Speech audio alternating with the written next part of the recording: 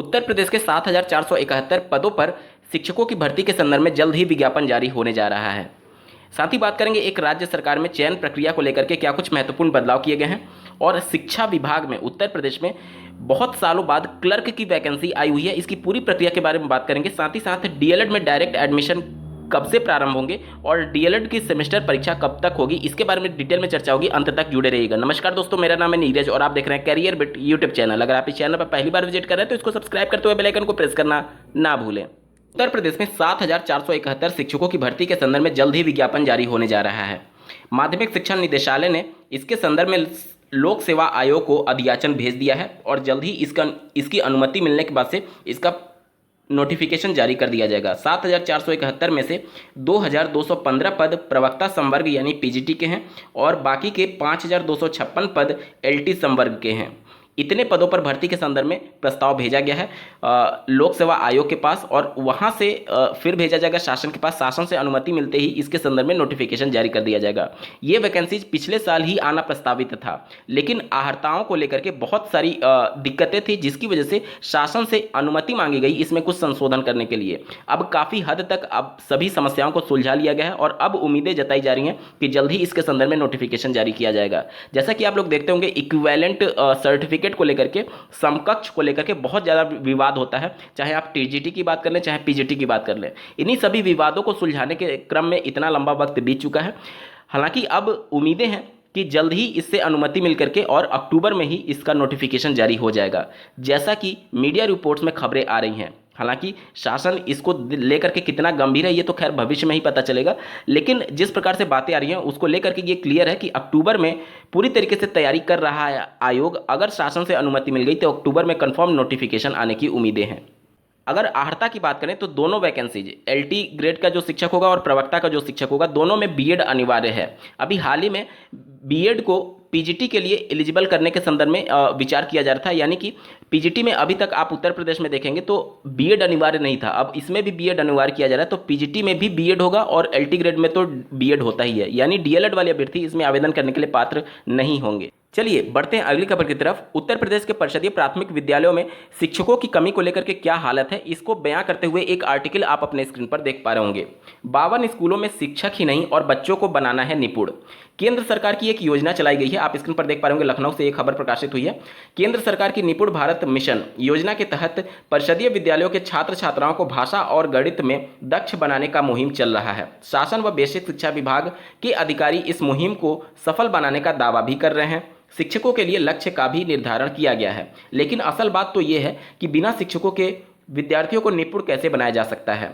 जी हाँ, राजधानी में शहर के 52 परिषदीय विद्यालय ऐसे हैं जिसमें शिक्षक ही नहीं है। तो ये राजधानी की स्थिति ऐसी है, राज्य सरकार कुछ भी दावे कर लें, समय समय पर जो भी इस प्रकार की खबरें आ रही हैं वो पोल खोली जा रही है उत्तर प्रदेश में शिक्षकों की कमी को लेकर के, और राज्य सरकार शिक्षकों की भर्ती को लेकर के बिल्कुल चुप्पी साधे हुए लगातार अभ्यर्थी प्रयास कर रहे हैं। लाखों की संख्या में बीएड बीटीसी बेरोजगार बैठे हुए जो कि नई शिक्षक भर्ती का वेट कर रहे हैं, और स्कूलों में वैकेंसीज भी खाली हैं। टीचर के लाखों की संख्या में पद भी खाली हैं। पीएबी की रिपोर्ट में भी ये बातों का खुलासा हो चुका है कि उत्तर प्रदेश में ही अगर देखा जाए तो परिषदीय प्राथमिक और परिषदीय उच्च प्राथमिक को मिलाकर के लाखों में पद खाली हैं। तो इन सब को लेकर के निश्चित तौर पर राज्य सरकार को फिर से एक बार विचार करना चाहिए कि इन सभी पदों पर क्यों ना नई शिक्षक भर्ती निकाली जाए, ताकि जो बीएड बीटीसी बेरोजगार घूम रहे हैं उनको भी कम से कम रोजगार मिले, और जो गरीब तबके के बालक हैं जो कि प्राइवेट में स्कूल में नहीं जा पा रहे हैं उनको भी एक बेहतर शिक्षा मिल पाए सरकारी स्कूल में ही। चलिए बढ़ते हैं अगली खबर की तरफ। जैसा कि एक डेडिकेटेड वीडियो के माध्यम से मैंने आप सभी को सूचित कर दिया था कि हरियाणा सरकार ने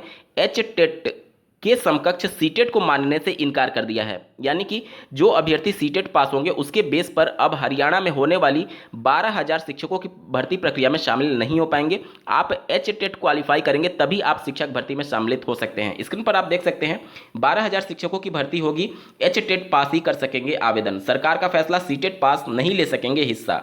2021 में हरियाणा सरकार ने ही सीटेट को इक्विवेलेंट मान लिया था HTET के, लेकिन अब अपने ही फैसले को उसने पलट दिया है और अब सीटेट अभ्यर्थी हरियाणा में होने वाली शिक्षक भर्ती में शामिल नहीं हो पाएंगे। यहाँ पर देख सकते हैं 2016-17 में अंतिम बार ये वैकेंसी आई थी और अब 2022 में ये वैकेंसी आने जा रही है। सितंबर माह में ही इसका नोटिफिकेशन जारी होने का प्रस्ताव है।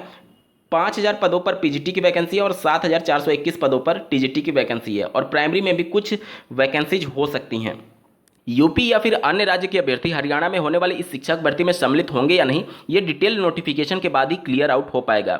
लेकिन इतना तो तय है कि जो अन्य राज्य के अभ्यर्थी हैं अब सीटेट के बेस पर हरियाणा में होने वाली शिक्षक भर्ती में सम्मिलित नहीं हो पाएंगे, अगर वहां की राज्य सरकार शिक्षक भर्ती में सम्मिलित होने का मौका भी देती है अदर स्टेट को। यानी कि अब आपकी मजबूरी बन गई कि आप हरियाणा में जाकर के हरियाणा का टेट क्वालिफाई करेंगे तभी शिक्षक भर्ती में सम्मिलित हो पाएंगे, अगर वहां की सरकार आपको मौका देती है। हालांकि ये सभी चीज़ें ऑफिशियल नोटिफिकेशन में ही क्लियर हो पाएंगी।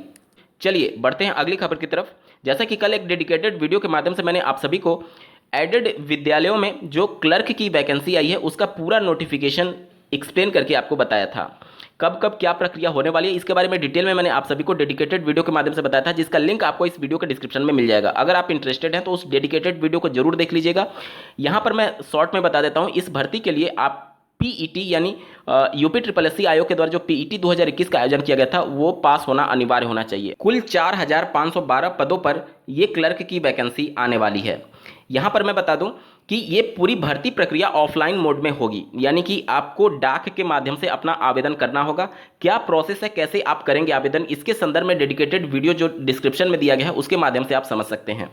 साथ ही साथ यहाँ पर मैं बता दूं कि जो फाइनल मेरिट बनेगा उसमें आपका जो पीईटी का स्कोर है उसको और जो इंटरव्यू भी इसमें होगा तो इंटरव्यू के नंबर को जोड़ करके फाइनल मेरिट बनाया जाएगा। इसमें आपको टाइपिंग टेस्ट भी देना है। टाइपिंग टेस्ट का फॉन्ट क्या होगा ये सब कुछ अभी क्लियर आउट नहीं है, क्योंकि जो शासनादेश जारी किया गया उसमें ये सभी बातें मेंशन नहीं की गई हैं।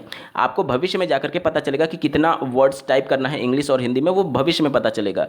अभी के लिए आप इतना केवल समझ लीजिए कि पेट के स्कोर के आधार पर आपका चयन किया जाएगा। मतलब कि मान लीजिए अगर 50 सीट है तो एक सीट के सापेक्ष 10 अभ्यर्थियों को कॉल किया जाएगा टाइपिंग टेस्ट के लिए। ठीक है, 50 सीट है यानी कि उसका 10 गुना करेंगे तो 500 बच्चों को बुलाया जाएगा टाइपिंग टेस्ट के लिए।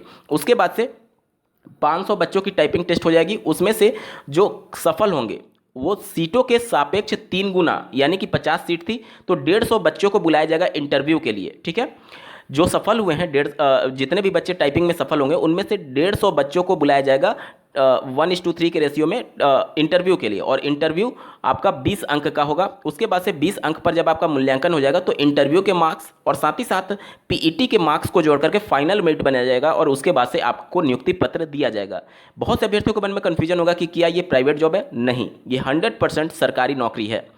एडेड स्कूल का मतलब सिर्फ इतना होता है कि अर्ध सरकारी, यानी कि उसका मैनेजमेंट जो होगा, कॉलेज स्कूल का जो मैनेजमेंट होगा वो तो प्राइवेट होगा, लेकिन आपको जो सैलरी इशू की जाती है वो गवर्नमेंट यानी सरकार के द्वारा इशू की जाती है। कहने का मतलब कि आप जिस स्कूल में पढ़ाएंगे वो स्कूल प्राइवेट है, लेकिन आपको सैलरी जो इशू करेगा वो गवर्नमेंट करेगा और आप सरकारी कर्मचारी ही माने जाएंगे। जो भी सरकारी कर्मचारियों को सुविधाएं दी जाती हैं वो सब सुविधाएं आपको मिलेंगी। चलिए बढ़ते हैं अगली खबर की तरफ। जैसा कि आपको ज्ञात होगा उत्तर प्रदेश में डीएलएड सत्र 2022-24 में प्रवेश की प्रक्रिया चल रही है, जिसमें 2 फेज की काउंसलिंग समाप्त हो चुकी है। बावजूद इसके मात्र 50,000 सीटें ही भर पाई हैं। कुल सीटों की संख्या की बात करें तो 2.25 लाख से भी ज़्यादा सीटें हैं। बावजूद इसके सिर्फ 50,000 सीटें भरना, यानी कि 20 से 25% के बीच में ही केवल सीटें भर पाना निश्चित तौर पर शर्मनाक है। और कई कॉलेज ऐसे हैं, प्राइवेट कॉलेज ऐसे हैं जहाँ पर एक भी बच्चे ने एडमिशन नहीं लिया है, और कई कॉलेज ऐसे हैं जहाँ पर सिर्फ एक बच्चे ने एडमिशन लिया है। तो वहाँ पर ट्रेनिंग कैसे पॉसिबल होगा और किस तरीके से कराया जाएगा, ये भी एक सवाल चिन्ह के घेरे में है। दूसरा, 14 सितंबर 2022 से डीएलएड सत्र 2022-24 में जो एडमिशन ले चुके हैं उनका प्रशिक्षण प्रारंभ होने की तिथि थी, लेकिन अभी तक प्रशिक्षण प्रारंभ नहीं हुआ है। तो निश्चित तौर पर इनका सत्र आगे भी बहुत ज़्यादा लेट होने वाला है, क्योंकि जो सत्र जुलाई में शुरू हो जाना चाहिए था वो सितंबर अब खत्म होने के कगार पर है, अभी तक शुरू नहीं हो पाया है।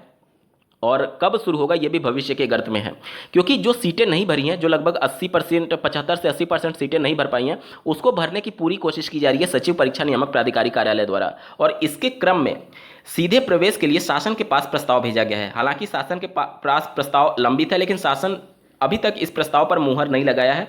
जैसे ही मुहर लगेगा तो सचिव परीक्षा नियामक प्राधिकारी कार्यालय द्वारा डीएलएड सत्र 2022-24 में डायरेक्ट एडमिशन का प्रोसेस स्टार्ट कर दिया जाएगा। डायरेक्ट एडमिशन में वही अभ्यर्थी पार्टिसिपेट कर पाते हैं जो कि कम से कम रजिस्ट्रेशन किए हों, ठीक है, आप रजिस्ट्रेशन किए रहेंगे तभी आप डायरेक्ट एडमिशन के तहत एडमिशन ले पाएंगे। चलिए बढ़ते हैं अगली खबर की तरफ। डीएलएड की सेमेस्टर परीक्षाओं को लेकर के बहुत सारे अभ्यर्थियों का कमेंट के माध्यम से प्रश्न आ रहा था कि परीक्षा कब तक आयोजित की जाएगी। सचिव परीक्षा नियामक प्राधिकारी कार्यालय का यह प्रयास रहता है कि जब भी किसी बैच का कोई सेमेस्टर कंप्लीट होता है उसके साथ ही उसकी सेमेस्टर परीक्षा के साथ जो पहले के बैच के अभ्यर्थी हैं जिनकी बैक लगी हुई है उनके बैक पेपर का आयोजन किया जाता है। अभी हाल ही में बात करें तो डीएलएड 2021 बैच का प्रशिक्षण चल रहा है, जिसका सेकंड सेमेस्टर का जो प्रशिक्षण है वो अक्टूबर 2022 में जाकर के समाप्त होगा। उसके बाद ही आप उम्मीद रखिए कि सचिव परीक्षा नियामक प्राधिकारी कार्यालय द्वारा बैक पेपर और सेमेस्टर परीक्षा का आयोजन किया जाएगा। यानी कि आपकी जो सेमेस्टर परीक्षाएं हैं और जो भी अभ्यर्थी बैक पेपर परीक्षा का इंतजार कर रहे हैं वो नवंबर में मान करके चलें कि पीएनपी कोशिश करेगा नवंबर 2022 में डीएलएड की सेमेस्टर परीक्षा सेकंड सेमेस्टर 21 बैच के लिए और साथ ही साथ अन्य पहले के बैच के अभ्यर्थियों के बैक पेपर का आयोजन नवंबर 2022 में किया जाएगा। बहुत से अभ्यर्थियों का यह भी प्रश्न था कि उनका 3 बार जो मैक्सिमम अटेम्प्ट होता है वो समाप्त हो चुका है, चौथी बार भी उन्होंने अटेम्प्ट के लिए प्रत्यावेदन दिया वो भी समाप्त हो चुका है, मतलब बैक पेपर क्लियर नहीं हुआ, तो अब क्या होगा। देखिए इसके संदर्भ में एससीईआरटी में प्रत्यावेदन सबमिट किए जा रहे हैं, तो अगर आप चाहें तो प्रत्यावेदन सबमिट कर सकते हैं। मौका मिलेगा या नहीं मिलेगा ये पूरी तरीके से एससीईआरटी पर ही डिपेंड करता है, क्योंकि बहुत पिछले बार भी ऐसे बहुत सारे अभ्यर्थियों ने प्रत्यावेदन सबमिट किया था तो सबको मौका नहीं मिला था। एससीईआरटी और पीएनपी ये तय करती है कि जिनका सब कुछ क्लियर हो गया है, पूरा प्रशिक्षण भी समाप्त हो चुका है, सब कुछ क्लियर है, एक सब्जेक्ट में अगर आपका बैक रहता है तो उन अभ्यर्थियों को मौका दिया जाता है। तो आप ट्राई कर सकते हैं, प्रत्यावेदन जाकर के सबमिट कर दीजिए, या फिर अगर आप एससीईआरटी लखनऊ नहीं जा पा रहे हैं तो अपने डाइट में भी सबमिट कर सकते हैं। लेकिन ये आपके अंदर संशय बना रहेगा कि डाइट वाले आपके इस प्रत्यावेदन को फॉरवर्ड करेंगे या नहीं करेंगे, क्योंकि बहुत बार देखा गया कि डाइट वाले इंटरेस्ट नहीं लेते हैं। तो इन सब के चक्कर में अगर आप कंफर्म होना चाहते हैं तो डायरेक्टली जाकर के एससीईआरटी में सबमिट कर सकते हैं, अन्यथा अगर आप कंफर्म है कि डाइट आपका फॉरवर्ड कर ही देगा तो आप डाइट में भी सबमिट कर सकते हैं। उम्मीद करता हूँ आप सभी के डाउट क्लियर हुए होंगे। इस वीडियो को देखने के लिए आपका बहुत बहुत धन्यवाद। भगवान करे आपका दिन शुभ हो।